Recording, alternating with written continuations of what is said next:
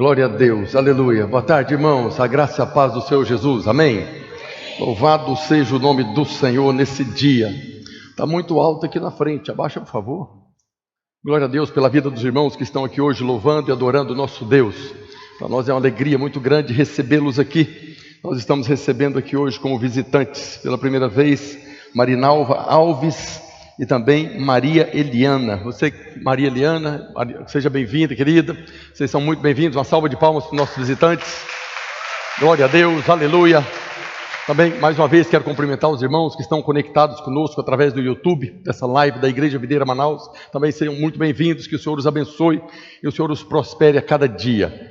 Nós começamos a falar, algumas semanas atrás, a respeito de ansiedade. E acabamos percebendo que esse é um assunto muito mais sério do que a gente estava imaginando que fosse. São muitas pessoas que estão vivendo aí com problemas de ansiedade. E na verdade todos nós corremos o risco de cairmos, de mergulharmos na ansiedade, perdermos a paz e sairmos da posição de descanso que Deus nos deu pela obra da cruz. Nós temos uma posição de descanso pela obra da cruz. O Senhor nos colocou numa posição de descanso. E essa ansiedade, essa preocupação nos tira dessa posição. Cada um de nós é tentado numa área.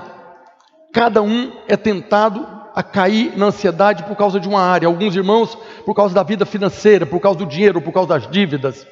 Outros por causa da saúde. Outros ainda por causa de família, filhos, ministério. Todos os dias nós somos colocados diante de situações que podem nos levar para a ansiedade.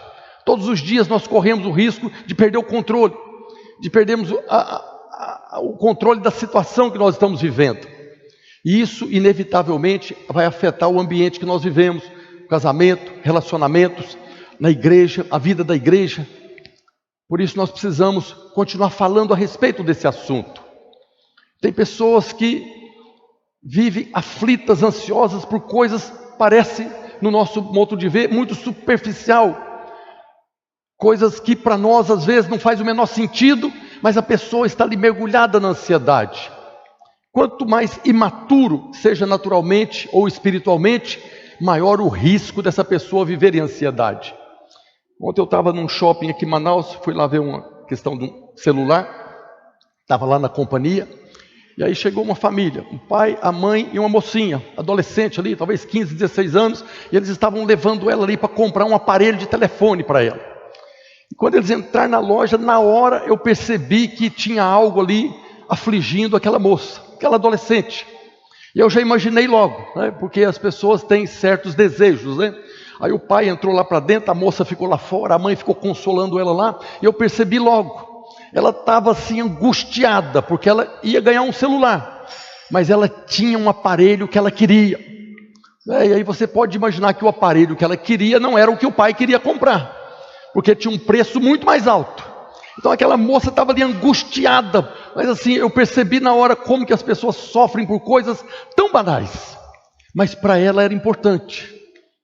A mãe estava lá tentando consolar ela, e ela estava inconsolável, saía, descia a escada rolante e voltava lá, porque ela estava indignada, porque o pai não queria dar para ela o aparelho que ela queria, aquele aparelho que ela queria, que ela tinha idealizado na mente. Então era alguém que estava sofrendo, que estava tendo um problema ali com o pai e com a mãe por causa de uma ansiedade, por causa de um aparelho de telefone. Para você ver o risco que nós corremos diante de qualquer situação por causa disso. Nós vemos o próprio apóstolo Paulo, né? Eu estou falando aqui de ansiedade, mas nem tudo que nós chamamos de ansiedade é essa ansiedade nociva que faz mal para a nossa saúde. Sabemos que essa ansiedade que nós estamos pregando, ministrando, que nós devemos nos livrar dela, é aquela que produz inclusive enfermidades, as psicossomáticas, né? Há pessoas com gastrite, com úlcera, pessoas tendo infartos aí, por causa dessa sensação de insegurança, com essa perturbação, com essa ansiedade sem fim. Mas há muitas coisas que nos deixam ansioso, mas não faz mal. São coisas até boas. Às vezes determinadas ansiedades que você tem, a expectativa da resposta de uma oração, é uma demonstração de fé. Nós vemos lá em 2 Timóteo capítulo 1, verso 4, Paulo falando que ele estava ansioso. Olha o que Paulo estava falando para Timóteo, seu discípulo. Lembrado das tuas lágrimas, estou ansioso por ver-te, para que eu transborde de alegria pela recordação que guardo da tua fé sem fingimento. Aqui o apóstolo da graça, o apóstolo Paulo está falando que ele estava ansioso, mas isso aqui não é uma ansiedade nociva. Ele não estava sofrendo, não estava perdendo a paz por causa disso, pelo contrário. Ele estava ansioso para encontrar o seu discípulo, lembrando das lágrimas dele, daquela fé sem fingimento, né? Quando Paulo fala da fé de Timóteo, que era uma fé sem fingimento, significa que ele tinha relacionado com muitas pessoas que tinham uma fé fingida. Paulo enfrentou muitos problemas na sua vida, mas nós estamos falando dessa ansiedade que nos rouba a paz, que nos tira do descanso, que traz tribulação na nossa vida. Nós somos filhos amados de Deus, e nessa condição nós fomos chamados para viver no descanso da obra consumada. O que nos garante esse descanso é a obra consumada na cruz.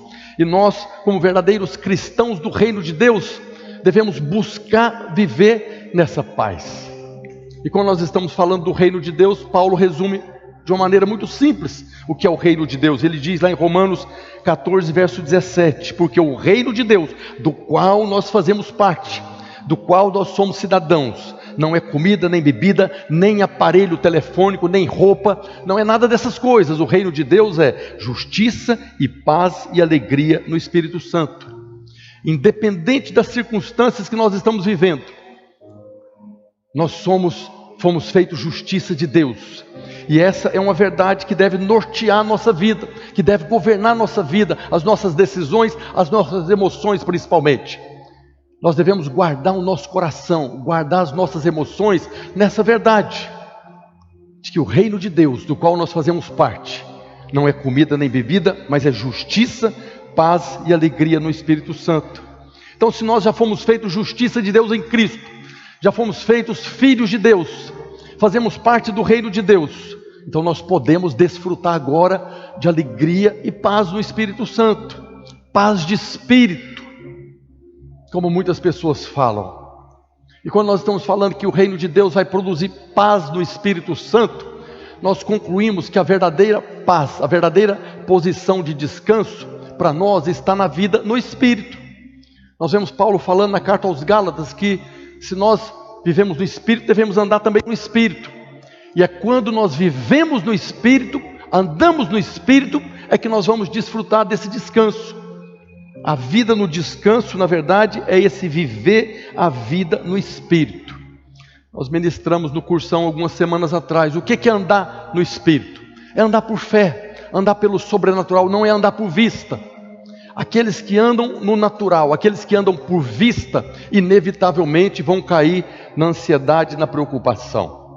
Mas se nós vivemos a vida no Espírito, com essa revelação de que já fomos feitos justiça de Deus, então nós vamos desfrutar de paz e alegria no Espírito Santo. Diga glória a Deus. Se nós precisamos de paz e de alegria, todo mundo deseja isso. O Senhor nos deu uma condição de desfrutarmos. Mas isso passa pela revelação de que nós já fomos feitos justiça de Deus, de que nós fomos feitos filhos de Deus. E aí nós vamos vencer a ansiedade. Nós precisamos vencer a ansiedade. A ansiedade não é algo que nós rejeitamos. Todos os dias a ansiedade está nos rondando. Todos os dias ela está nos rondando aí diante das mais diferentes situações. Seja no casamento, seja no trabalho, seja na vida financeira, seja na saúde. Todos os dias nós somos tentados a cair na ansiedade, mergulharmos na ansiedade, perdermos a paz, sair dessa posição de descanso. Todas as vezes que nós olhamos para as circunstâncias de maneira natural, nós corremos o risco de perder a nossa paz. Jesus é o nosso modelo, Jesus é o padrão para nós. E Jesus certamente também foi tentado em cair na ansiedade. Às vezes você pode pensar, não, o Senhor nunca caiu em ansiedade. É verdade, se a ansiedade é pecado, Ele nunca caiu porque Ele não pecou. Mas Ele foi tentado em todas as coisas. Nós vemos lá no Getsêmani, aquele dia que foi o dia de maior pavor que o Senhor viveu aqui na terra. Aquele é um dia que certamente ele foi tentado a cair na ansiedade. Ele experimentou ali o momento de maior aflição e pavor da sua vida aqui na terra. Nós vemos esse momento narrado em 3 evangelhos. O evangelho de Marcos, Lucas e Mateus. Esses evangelhos são chamados evangelhos sinóticos ou sinópticos. São evangelhos, esses 3 evangelhos, quase 70% deles são iguais. Quando você lê os 3 evangelhos, você vai ver que tem muitas coisas ali parecidas, mas não são iguais. Tem algo que diferencia, e é por isso que cada um deles apresenta Jesus de uma maneira.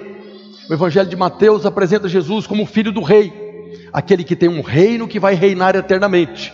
Então, quando você está lendo o evangelho de Mateus, você precisa entender que Mateus está escrevendo ali para os judeus, apresentando Jesus como descendente de Davi, aquele que virá para reinar eternamente. Mas o evangelho de Marcos apresenta Jesus de um perfil diferente. Marcos apresenta Jesus como servo sofredor, aquele que veio para sofrer no lugar dos homens. E depois nós vemos no evangelho de Lucas apresentando Jesus como o filho do homem, aquele que se fez homem, que viveu como homem, que não julgou por usurpação ser igual a Deus. E aí cada um desses evangelhos apresenta Jesus de uma maneira. João apresenta Jesus como filho de Deus.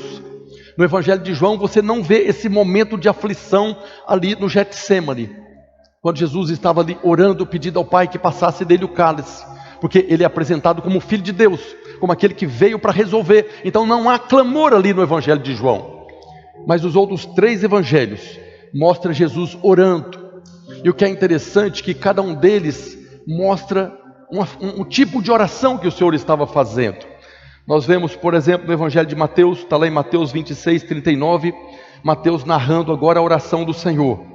Diz que adiantando-se um pouco, prostrou-se sobre o seu rosto, orando e dizendo, agora ele fala a maneira que Jesus estava orando: meu Pai, se possível, passa de mim este cálice, todavia não seja como eu quero, e sim como tu queres. Depois nós vemos no evangelho de Marcos, e dizia, Abba Pai, tudo te é possível, passa de mim esse cálice, contudo não seja o que eu quero, e sim o que tu queres. E depois no evangelho de Lucas, que faz essa narração, ele apresenta, Pai, se queres, passa de mim este cálice, contudo não se faça a minha vontade, mas a tua. Não é a mesma oração em cada um deles. É aqui que você vê a diferença entre os evangelhos. Quase 70% é a mesma coisa, mas são textos como esse que você vê que ele apresenta Jesus de uma outra maneira, uma outra face do Senhor. E você vê aqui no evangelho de Mateus ele como filho do rei, como aquele que vai reinar. Ele faz como que uma pergunta: se possível, meu Pai, se for possível, passa de mim esse cálice. Então tinha uma dúvida ali e houve um questionamento. Depois no evangelho de Marcos é o mais impressionante, que Marcos apresenta Jesus como servo sofredor, o servo que tem um senhor, e servo se dirige ao Senhor como Senhor. Mas qual que é a maneira que o evangelho de Marcos mostra Jesus falando com o seu Senhor? Abba, Pai, papaizinho, tudo te é possível. Essa talvez seja a maior expressão do clamor do Senhor. Ele estava falando ali. Passa lá, varão. Volta um. Abba, Pai, é papaizinho, tudo te é possível. Ele está fazendo uma afirmação. O Senhor pode todas as coisas, o Senhor é Deus. Passa de mim esse cálice.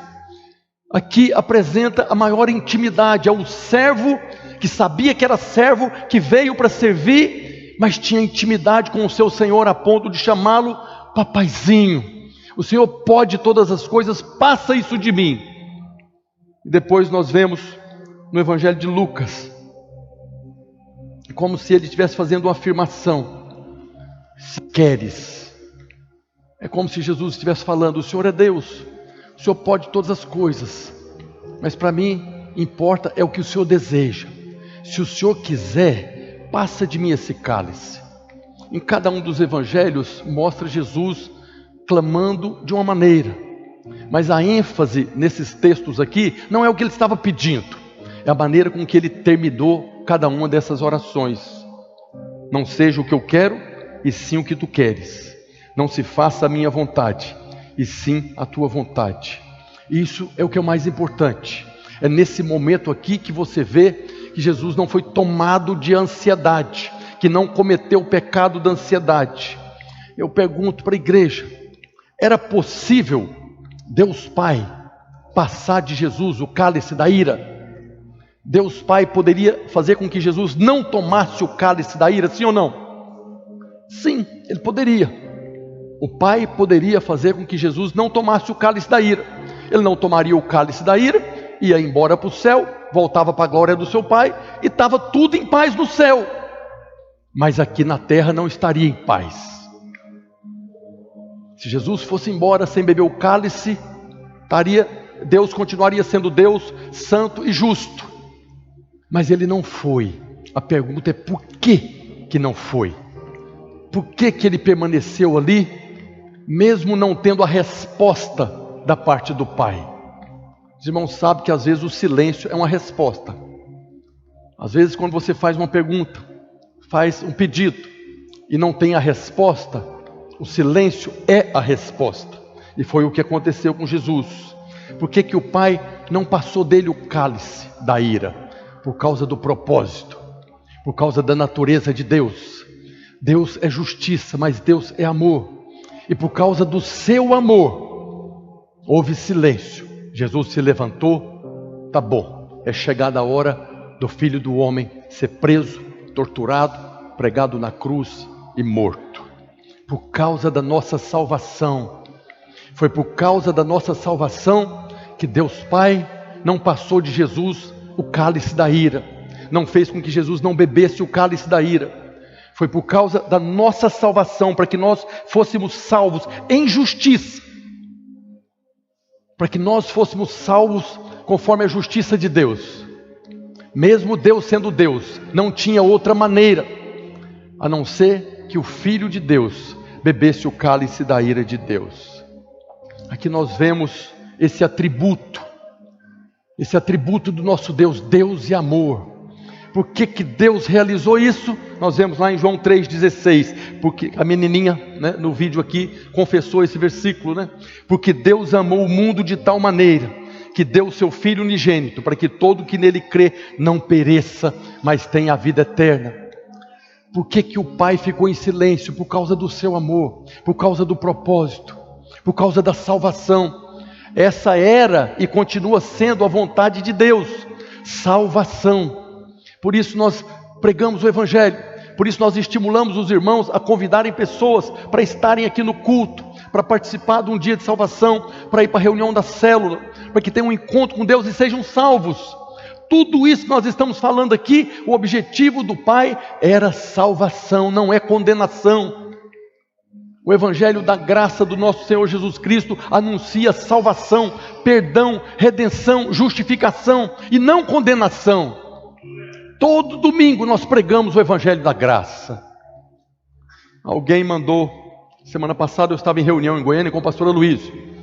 O pastor Aloysio, muitas pessoas assistem, e ele estava falando para nós da reunião que alguém mandou para ele uma mensagem: pastor, toda semana o senhor prega da graça, toda semana é graça, o senhor só fala de graça. Aí o pastor respondeu para ele: irmão, eu prego o Evangelho da graça, mas tem muita gente aí pregando a condenação, tem gente aí que todo domingo é condenação, você pode escolher o que você quer ouvir. Se você está achando muito ouvir que você foi perdoado, você pode procurar alguém que vai falar que você vai para o inferno por causa das suas atitudes. Você é livre. Infelizmente tem pessoas que acham ruim ouvir que foi perdoado, ouvir que Jesus passou por esse momento de aflição por sua causa. Tem pessoas que parece que está acostumado a ser condenado. Tem pessoas que parece que está acostumado a receber a palavra de Deus como um chicote nas costas, como os egípcios faziam com Israel no tempo da escravidão. Nós anunciamos o Evangelho da graça. Você foi perdoado, você foi justificado, sobre você não há mais condenação, pelo contrário, você está pronto para reinar em vida, por meio daquele que te amou. Foi por causa do amor dele, não foi por causa da justiça. A obra que ele realizou foi em justiça, mas foi por causa do amor que nós podemos hoje receber o Evangelho da graça. E mais que receber, pregar o evangelho da graça, anunciar as boas novas, não guardar, não ser aquele crente como que aquela sucuri que engole um boi e fica cheio e não fala para ninguém. Tem muito crente aí saciado, gordo, obeso de tanto ouvir, mas não fala. O rio de água viva que flui do nosso interior, ele flui quando você abre a boca.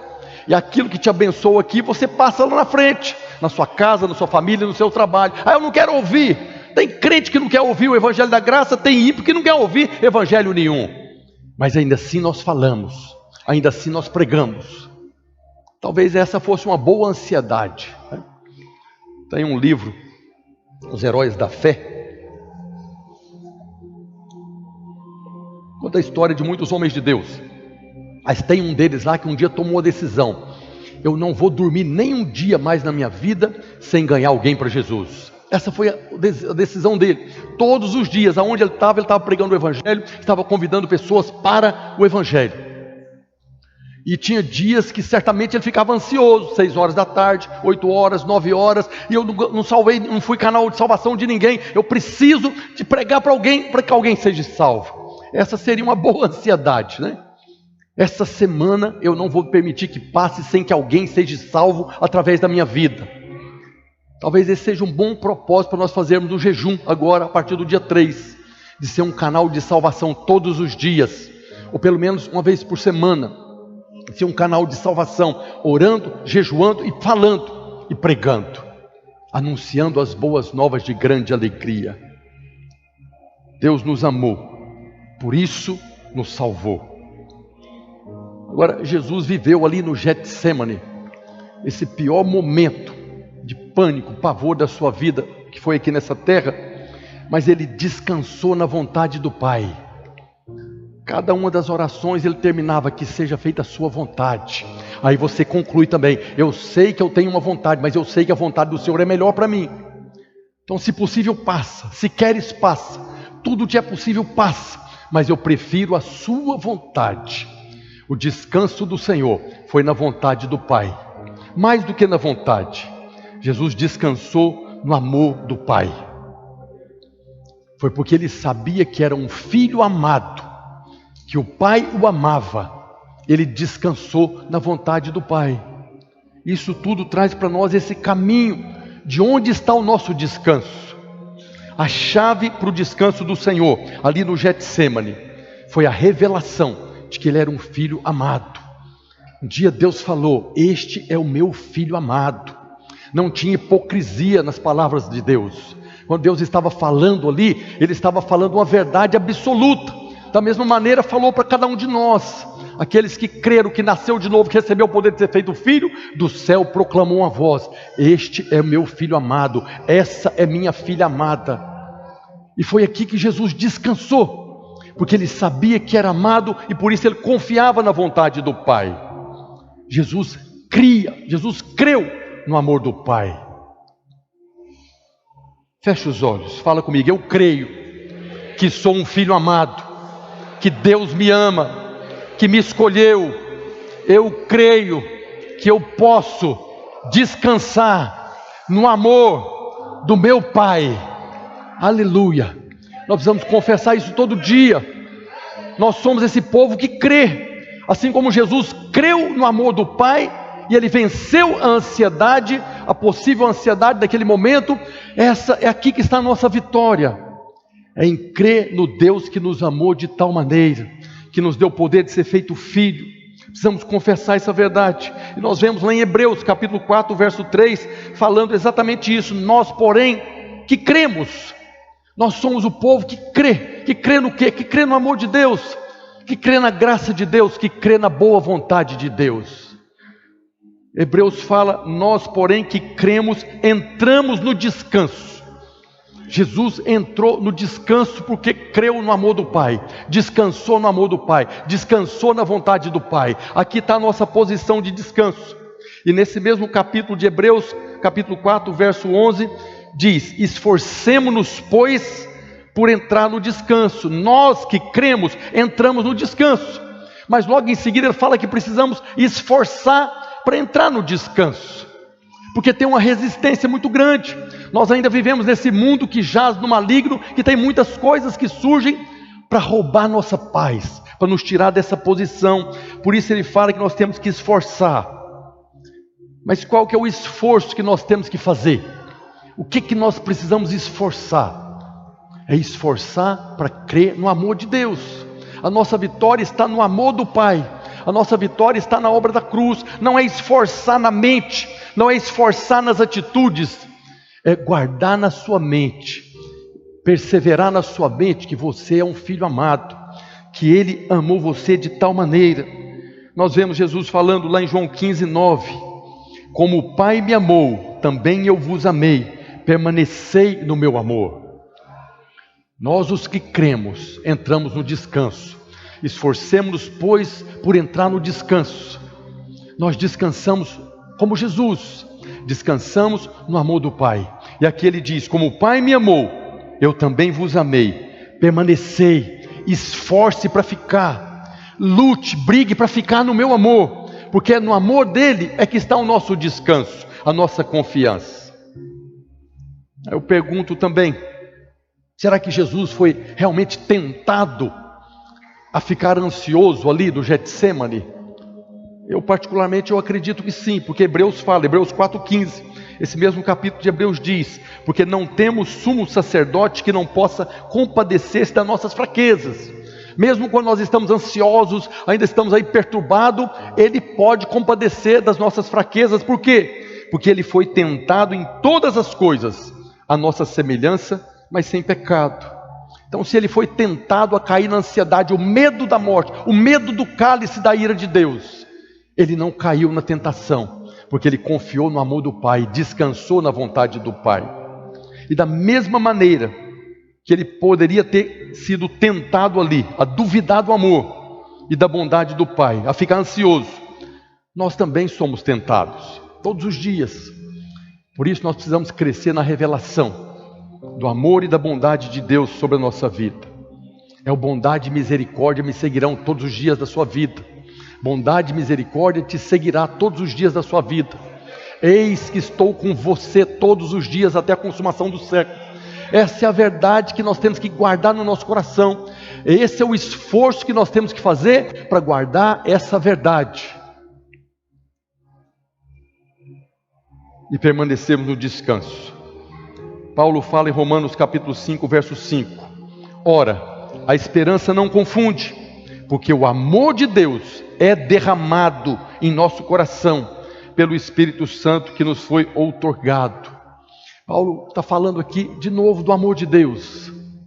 E nós vemos lá depois, no capítulo 8, se não me engano, ele diz que nós somos mais que vencedores por meio daquele que nos amou. Então, quem é que são os mais que vencedores? Ou quem são aqueles que vivem como mais que vencedores? São aqueles que descansam no amor de Deus que é derramado no coração, que foi revelado na cruz em Cristo. Nós vivemos como mais que vencedores quando nós descansamos no amor do Pai.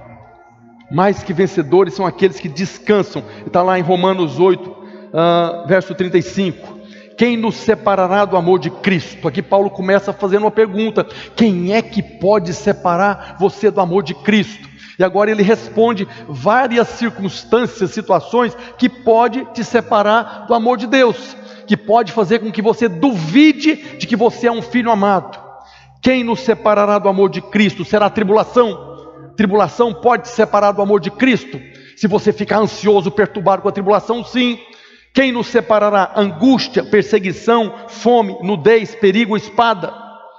Paulo está falando aqui uma série de situações que tenta nos separar do amor de Deus, que tenta tirar você da presença dele. O Novo Testamento muitas vezes nos exorta a permanecer no amor, permanecer na palavra, permanecer nessa verdade que você é filho amado. Todas essas coisas aqui nós estamos sujeitos à tribulação, da saúde, do problema financeiro, da angústia, perseguição, fome, nudez, perigo, espada.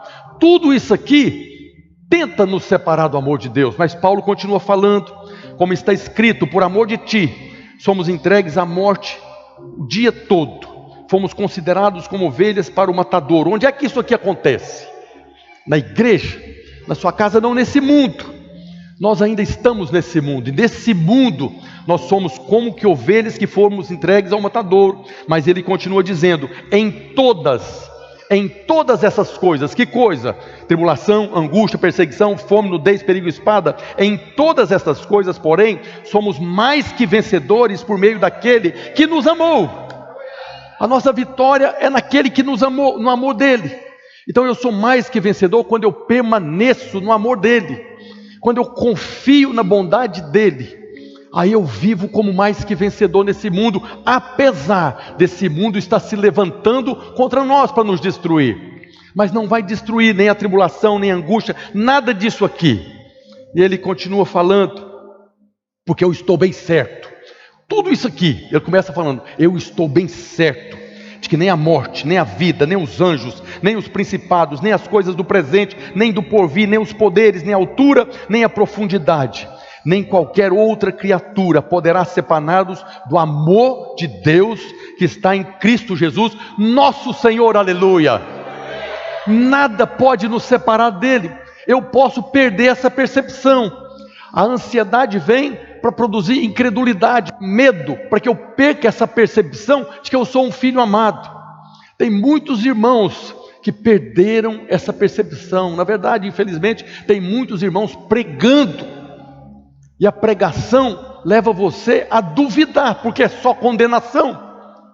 A condenação faz com que você duvide do amor de Deus. Como que Ele me ama? Está me condenando todo dia.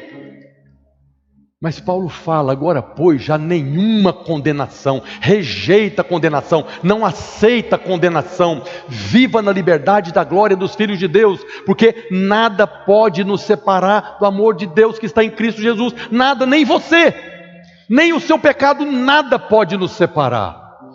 Aqui está a nossa confiança que Paulo fala, a esperança não confunde, porque o amor de Deus é derramado. Naquele momento que você está sendo atacado pela tribulação, pela angústia, pela perseguição, fome, nudez, perigo ou espada, volte para o amor dele. Volte para o amor dele, e você vai ver que apesar dessas circunstâncias, quando o amor dele é derramado no seu coração, quando a obra da cruz brilha diante dos seus olhos, você vai descansar, porque esse amor dele continua todos os dias. Não foi derramado, é derramado.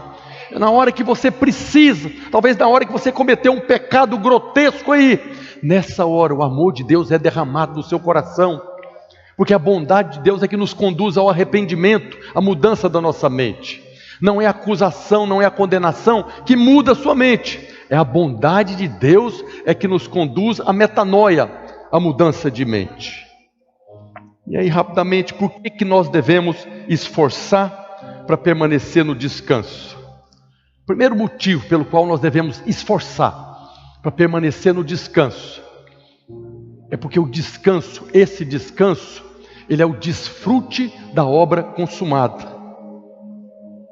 Quando nós descansamos, esforçamos para permanecer nesse descanso, nós estamos fazendo com que a aflição e o pavor do Senhor no Getsêmani não se torne vão na nossa vida.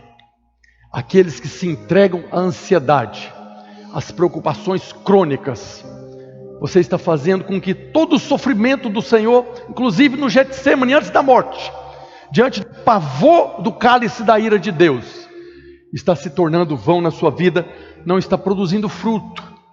Tudo que o Senhor fez, Ele fez por amor, para nos libertar da maldição, inclusive a maldição da ansiedade. Os irmãos conhecem Gálatas 3,13, Cristo nos resgatou da maldição da lei, fazendo-se Ele próprio maldição em nosso lugar, porque está escrito, maldito todo aquele que for pendurado no madeiro. Segunda coisa pelo qual nós devemos esforçar por permanecer no descanso, é que esse descanso libera favor de Deus na nossa vida. A coisa mais importante na nossa vida é termos o favor de Deus, é ter o favor de Deus no casamento, ter o favor de Deus na vida financeira, ter o favor de Deus na criação de filhos, ter o favor de Deus na edificação da igreja. A coisa mais importante que nós precisamos é ter o favor de Deus. E quando nós estamos nesse descanso, mais favor é liberado na nossa vida. A primeira menção da palavra graça na Bíblia foi quando Deus chamou Noé. Está lá em Gênesis capítulo 6, verso 8, diz: Noé achou graça diante do Senhor. Essa graça aqui é o favor imerecido. Os irmãos sabem que graça é favor imerecido. É alguém dando tudo para outra pessoa sem que ele mereça nada. E o texto fala que Noé achou esse favor imerecido diante de Deus. Essa é a primeira menção da palavra graça. E a primeira menção de qualquer assunto, palavras na Bíblia, é muito importante. Dentro da hermenêutica, dos princípios de interpretação, ela é importante porque ela vai definir o sentido daquela palavra, daquele evento, no decorrer das Escrituras, em toda a Escritura. E a primeira menção da palavra graça foi quando Deus falou: Noé achou graça diante do Senhor. E a revelação desse Noé achou graça diante do Senhor está no nome Noé. Por incrível que pareça, o nome Noé significa literalmente descanso. O nome Noé, está lá no hebraico, é Noah, e significa descanso. Então, se você usar o significado do nome Noé, o versículo fica: o descanso achou favor imerecido diante de Deus. Quando nós estamos desfrutando desse descanso da obra consumada, mais favor de Deus é liberado na nossa vida. Quando você está perturbado na aflição, na agonia, na tribulação, você não desfruta do favor de Deus. Não é que Deus não concede favor, nós não nos apropriamos do favor que nos é concedido. O descanso nos leva a desfrutar de mais favor. Nós precisamos esforçar, lutar contra a ansiedade, para permanecer no descanso. A ansiedade rouba de nós o descanso e faz com que nós venhamos a não desfrutar do favor de Deus na nossa vida. Tem pessoas que acham que porque estão sofrendo, Deus vai abençoar. Tem pessoas que acham que serão curadas porque estão doentes, que vão prosperar porque estão na miséria. Nada disso é verdade. Nós somos curados porque nós cremos. Nós, os que cremos, entramos no descanso. Nós prosperamos, não é porque estamos na miséria. A base da nossa prosperidade não é a falta de prosperidade. A base da prosperidade é porque nós, os que cremos, entramos no descanso. E o favor é concedido e nós prosperamos. É o contrário. Terceira coisa, o descanso é o mais elevado estilo de santidade. Aqui estamos falando da santidade de ser separado das coisas profanas desse mundo. Lá em Gênesis 2, a partir do verso 2, está escrito: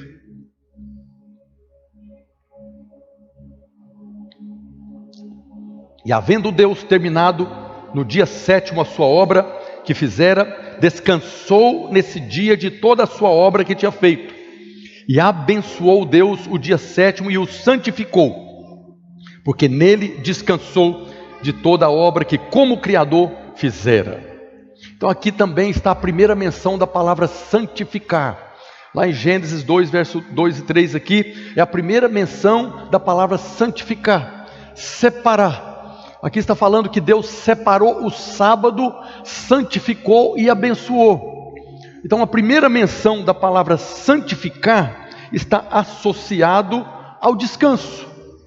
Aqui nós estamos falando que o descanso é o mais elevado nível de santidade.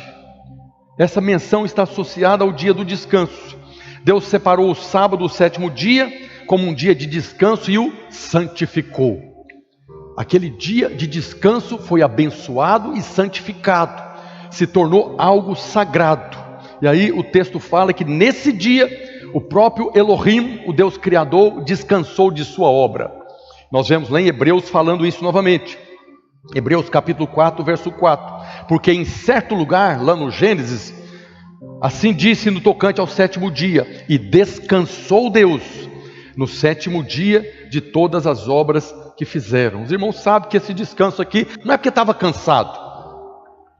O nosso descanso que nós estamos falando aqui não é do cansaço físico, nem o cansaço de alma. É o descanso da obra consumada. Deus não cansa. Tem pessoas que acham que para descansar tem que ficar à toa deitado no sofá, dormindo o dia inteiro. Não é a falta de trabalho que produz descanso.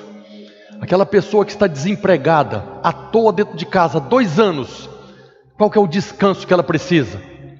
De um trabalho. O trabalho vai ser o descanso dele. Então precisa tirar essa mentalidade de que o descanso é ficar à toa sem fazer nada. O descanso é você estar no lugar da bênção, no lugar do desfrute, do prazer, do suprimento, da prosperidade. Esse é o lugar do descanso. E o sábado era tão importante que Deus colocou ele na lei de Moisés, santificou o sábado muito antes da lei, foi lá no Gênesis. Deus separou o sábado lá no Gênesis, abençoou, santificou, mas depois colocou ele na lei, fez dele um dos 10 mandamentos, né? Está escrito lá em Êxodo capítulo 20, a partir do verso 8. Lembra-te do dia de sábado para o santificar, para separar. Presta atenção no mandamento da lei. Lembra do dia de sábado para santificar, para separar. Separa o dia de sábado. 6 dias trabalharás e farás toda a tua obra, mas o 7º dia é o sábado do Senhor. É o sábado de quem? Do Senhor teu Deus. Não farás nenhum trabalho, nem tu, nem teu filho, nem tua filha, nem o teu servo, nem a tua serva, nem o teu animal, nem o forasteiro das tuas portas para dentro, porque em 6 dias fez o Senhor os céus e a terra, o mar e tudo que neles há, e ao 7º dia descansou. Por isso o Senhor abençoou o dia de sábado e o santificou para o descanso. Esse era o mandamento. O sábado foi santificado, separado para o descanso. O descanso de quem? Do homem. O sábado foi separado por Deus para abençoar o homem. Qual que é o problema dos legalistas? O problema daqueles que vivem pela lei. Nos dias de Jesus você vê muitas vezes, na verdade Jesus parece que fazia de propósito, né? Curava as pessoas no sábado. Era o dia da reunião na sinagoga. E o que os legalistas faziam? Queriam matar Jesus e a pessoa que foi curada, porque ele estava abençoando uma pessoa no sábado. O sábado foi santificado para o homem. Mas os legalistas pegaram aquele dia, que era o dia do descanso na presença de Deus, era o dia de ser abençoado por Deus, estava matando os homens apedrejados porque ele trabalhava. E Jesus confrontou os legalistas ali. Se o seu jumento cair num buraco no sábado, você não vai lá tirar ele? Por que eu não posso curar esse que está enfermo aqui, preso por Satanás há 18 anos? Então os legalistas pegam o dia da bênção, o dia do descanso do homem, para o homem, que foi santificado para o homem, e transforma nele no lugar de morte.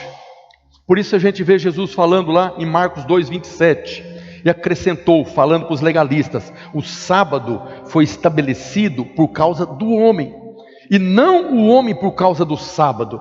O sábado foi dado para o homem, para que ele pudesse agora ser livre na presença de Deus, e não para ele se tornar escravo do sábado. O sábado foi santificado para que o homem pudesse desfrutar e não ser escravizado. Percebe quão maligno é a questão do legalismo, que transforma o dia de bênção, que foi santificado, separado, num dia de morte. Precisamos rejeitar todo tipo de legalismo em nome de Jesus. E aí Jesus fala: o sábado foi estabelecido por causa do homem, e não o homem por causa do sábado, de sorte que o Filho do homem é Senhor também do sábado.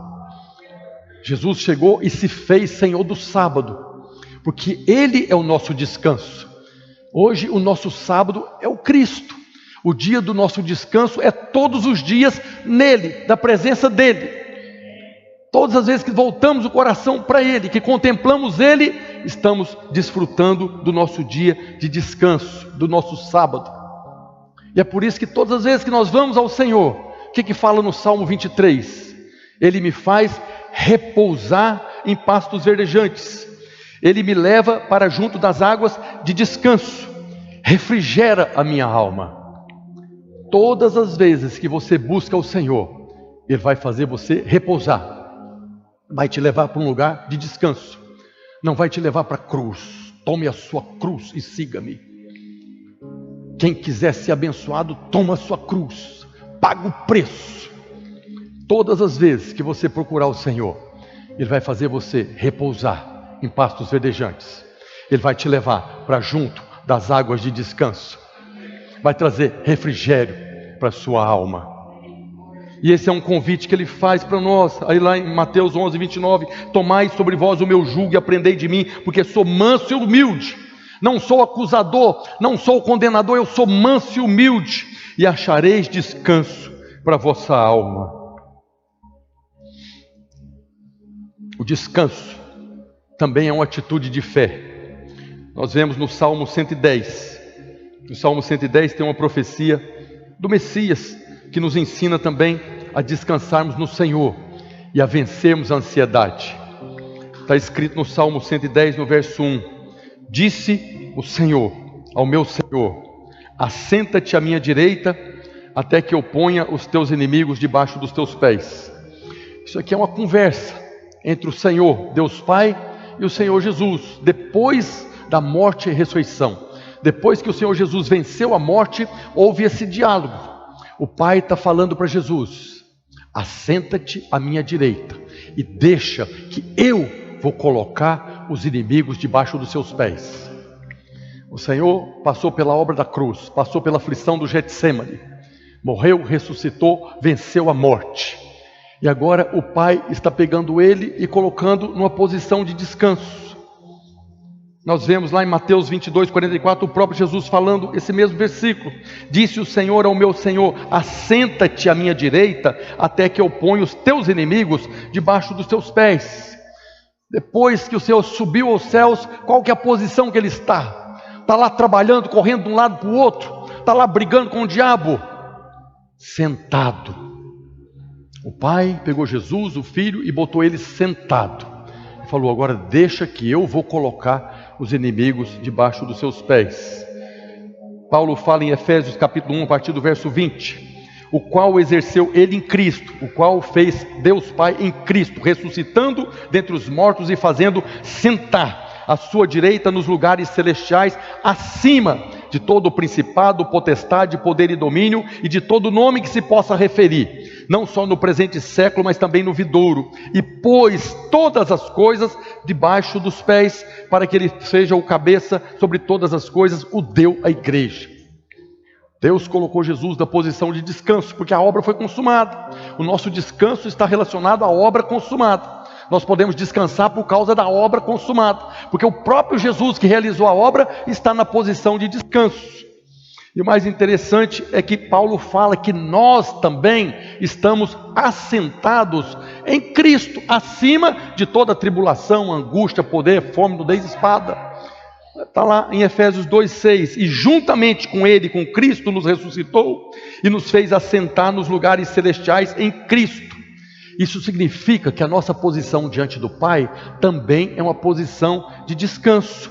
Por quê? Porque Ele nos fez assentar. Senta aqui, fica quieto. Não, nós temos que correr, nós temos que trabalhar. Fica quieto, deixa que eu vou colocar os inimigos debaixo dos seus pés. Nós somos chamados para viver no descanso da obra consumada. E o próprio Deus Pai, assim como fez com Jesus, está fazendo conosco, colocando os inimigos debaixo dos nossos pés. Por isso nós precisamos esforçar por permanecer no descanso, que é nesse descanso que está a nossa vitória.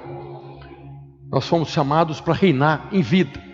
Na verdade, o Senhor Jesus está reinando aqui na terra hoje através do seu corpo. Agora, nós só reinamos por quê? Porque nós desfrutamos da abundância da graça e o dom da justiça que Paulo fala lá em Romanos 5,17. Se pela ofensa de um e por meio de um só reinou a morte, muito mais os que recebem a abundância da graça e o dom da justiça reinarão em vida por meio de um só, a saber, Jesus Cristo. Nós somos os reis daquele que é rei.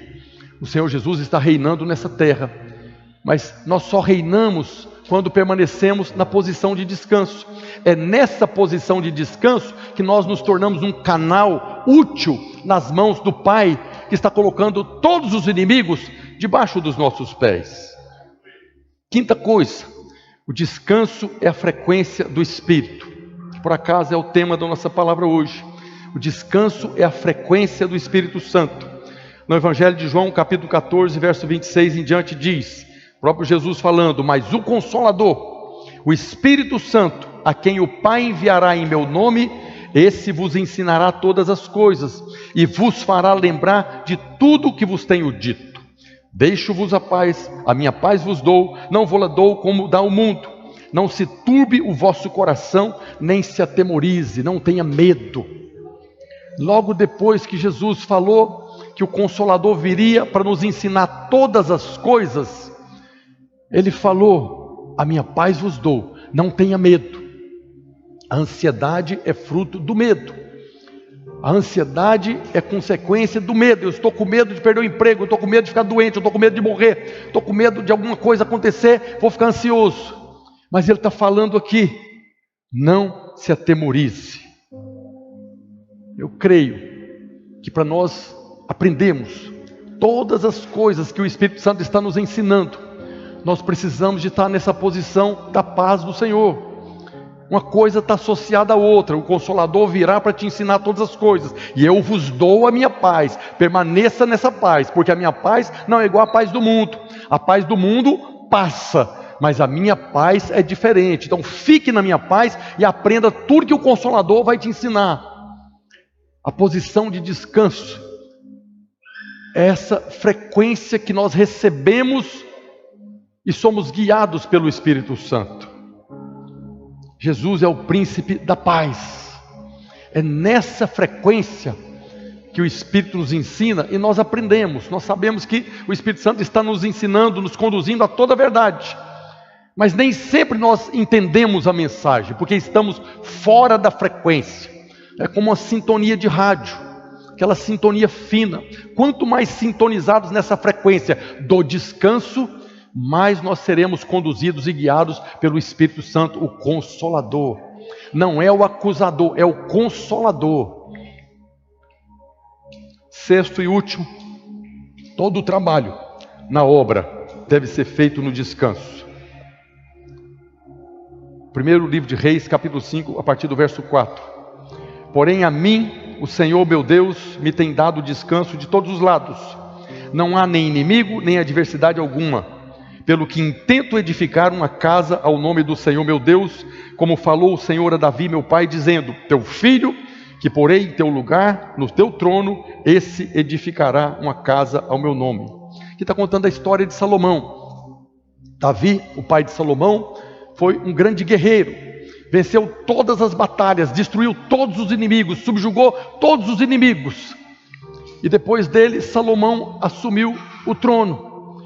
E Salomão não teve nada, como está dizendo aqui: não há inimigo, nem adversidade alguma, eu estou em paz.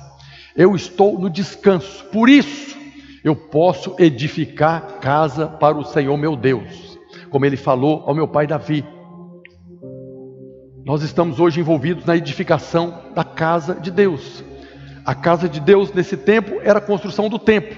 Mas o templo de Deus hoje é a igreja, não é o prédio, mas é a igreja que está sendo edificada. Nós somos pedras vivas que estamos sendo encaixados nessa construção, nessa edificação dessa casa para Deus. Agora Salomão diz que não tinha nem inimigo, nem adversidade nenhuma. Ele estava vivendo no descanso de Deus. Salomão foi aquele camarada que teve uma vida em paz, desfrutou de paz, porque o seu pai já havia derrotado todos os inimigos. E por causa desse descanso, ele pôde em paz construir o templo, a casa para Deus.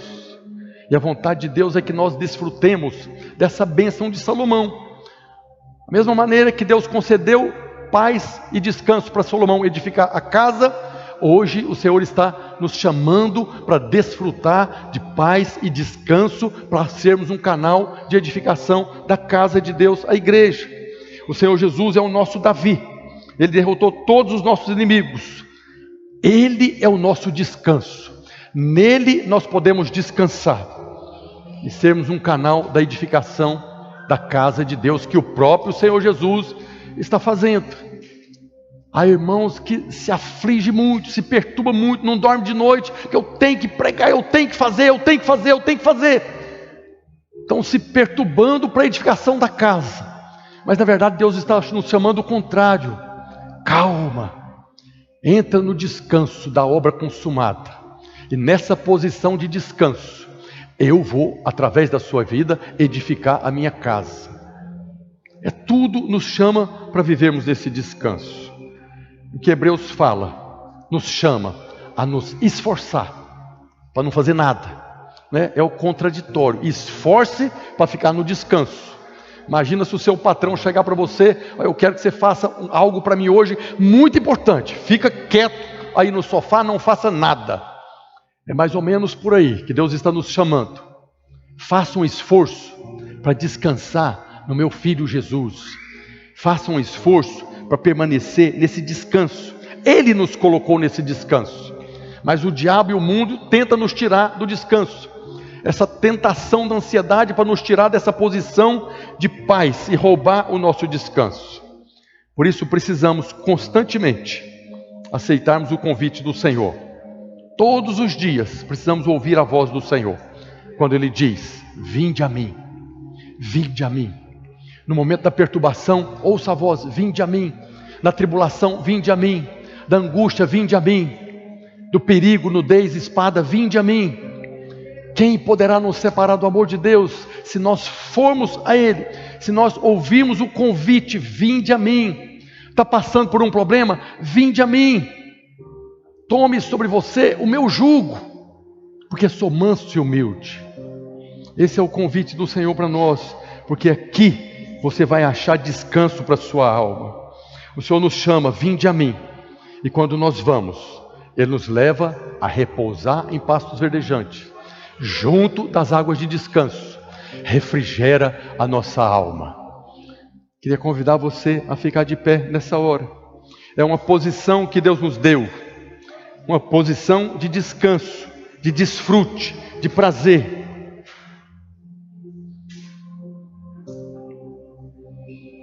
Nós não negamos que às vezes passamos por tribulação, por angústia, por perigo, nudez, espada.